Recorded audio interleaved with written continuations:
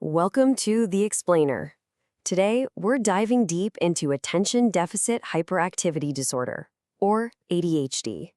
Our whole goal here is to get past the myths and the stereotypes to give you a really clear and complete picture of what this condition is all about. So here's how we're going to break it all down. First, we'll nail down the core definition. Then, we'll look at what's going on beyond the most obvious symptoms. After that, we'll walk through the journey from getting a diagnosis to managing it. And finally, we'll put it all together to see the full picture of living with ADHD. Okay, let's kick things off with the absolute basics. Before we get into all the details and the lived experience, we really need to have a solid, foundational definition of what ADHD actually is. Right off the bat, the most crucial thing to understand is that ADHD is not a choice. It's not a personality flaw or a matter of willpower. It's a neurodevelopmental disorder. That means it's literally about how the brain is wired and how it develops, and this has real, measurable impacts on a person's life. So, clinically speaking, ADHD is really defined by a consistent pattern of behaviors that fall into three main buckets, or pillars: inattention, hyperactivity, and impulsivity. It's not really a step-by-step thing, but more like three core categories of symptoms that help us understand the condition. All right, so we've got the clinical definition down. But what does that actually look like day to day? This is where we shift from the textbook definition to the real lived experience of ADHD. You know, when we say inattention, it's so much more than just daydreaming. It's this constant, ongoing struggle to manage your focus. Think about avoiding a huge project, not because you're lazy, but because the idea of that sustained mental effort is just physically draining. Or, constantly losing your keys, not because you're careless, but because your brain just didn't flag that piece of information as something important to hold on to. And hyperactivity, that changes a lot over a person's life. In a kid, you might see it as, running around and climbing on things. But in adults, that same energy often turns inward. It becomes this persistent internal feeling of restlessness, almost like a motor that's just always on. It can come out as fidgeting, or tapping your foot, or just this deep inability to ever truly relax. Impulsivity is all about that tiny gap, or lack of a gap, between a thought and an action. It's like the brain's pause button isn't working quite right. This can make social stuff really hard, with constant interruptions, but it also causes problems when big decisions get made in the heat of the moment, without thinking through what might happen next. Now, this is so important to understand. These core symptoms don't exist in a vacuum.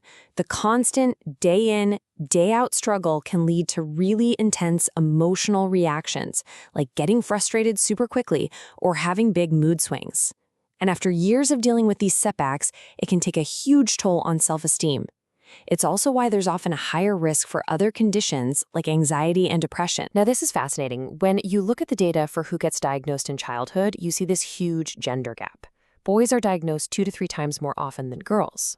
Why? Well, it's largely because boys tend to show those classic external hyperactive symptoms that are easy to spot.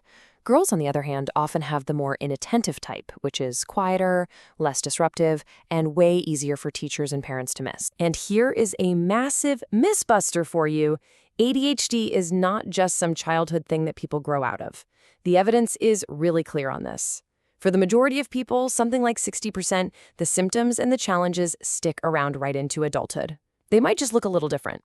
Okay, so with all that in mind, if someone suspects they might have ADHD, what's next? What does the path to getting help actually look like? It's definitely not just a quick online quiz. It's a really comprehensive process. A proper formal diagnosis follows a super clear and rigorous checklist. A professional will look for a certain number of symptoms. They'll confirm that these symptoms started back in childhood.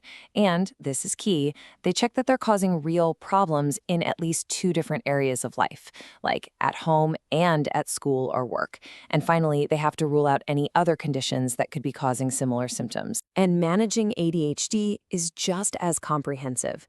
There's no single magic bullet here. The gold standard is what's called a multimodal approach.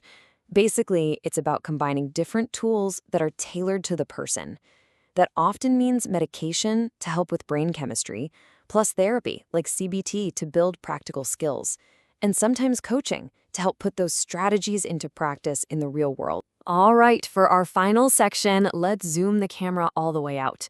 Because the story of ADHD is never, ever just a story about challenges. It's about the whole person, and that absolutely includes a pretty unique set of strengths. This slide really shows the two sides of the ADHD coin. The challenges are absolutely real, we've talked about those, but that different brain wiring can also lead to some incredible strengths. A lot of people with ADHD have amazing creativity, a knack for solving problems in unconventional ways, and this incredible ability to hyperfocus, to get completely absorbed and brilliant at things they're passionate about. I think this quote just nails it. The goal of management isn't to cure or heal ADHD. It's not about trying to erase a part of who someone is. It's about giving them the tools and strategies to compensate for the challenges so they can manage their lives and really thrive. And that leaves us with a final, really important question to think about. As we get smarter about conditions like ADHD, the whole conversation is starting to shift. Is the only goal to fix the person to fit the world? Or is it maybe just as important to build a world that's more flexible, more understanding, and more accommodating so that all kinds of different minds have a chance to flourish?